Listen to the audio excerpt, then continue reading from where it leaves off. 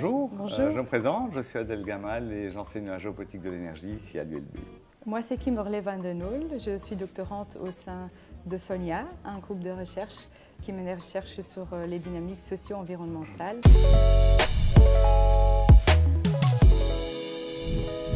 COP27 va être extrêmement critique parce qu'on est plus que jamais dans une phase de décroissance ou d'effondrement du multilatéralisme en fait. Donc c'est un petit peu ça qu'on est en train d'observer pour le moment. On avait beaucoup espéré avec l'administration Biden de revoir en fait les discussions internationales multilatérales reprendre un certain corps, mais on se rend compte que le multilatéralisme n'est pas à l'ordre du jour aujourd'hui, donc on ne peut pas vraiment s'attendre à beaucoup de progrès, me semble-t-il, de COP27.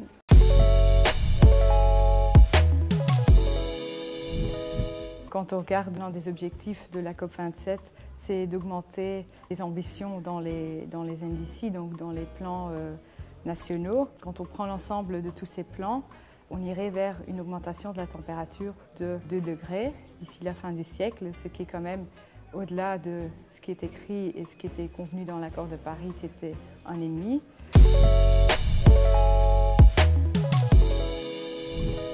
Depuis 2018, avec l'émergence de Greta Thunberg et puis les grèves scolaires pour le climat, on a vu un nouveau discours émerger, celui de l'éco-shaming.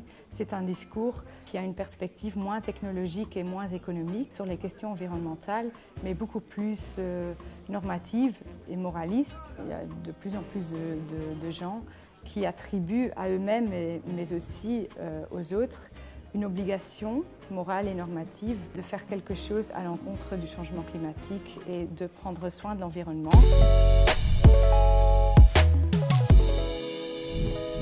On parle toujours de transition énergétique et on l'a vendu pendant 20 ans en tout cas comme étant une transition technologique. Mais en fait, moi je suis absolument persuadé que si la technologie a un rôle important à jouer, et elle en a un, ce n'est qu'un des facteurs qui nous permettrait éventuellement d'arriver à une neutralité climatique.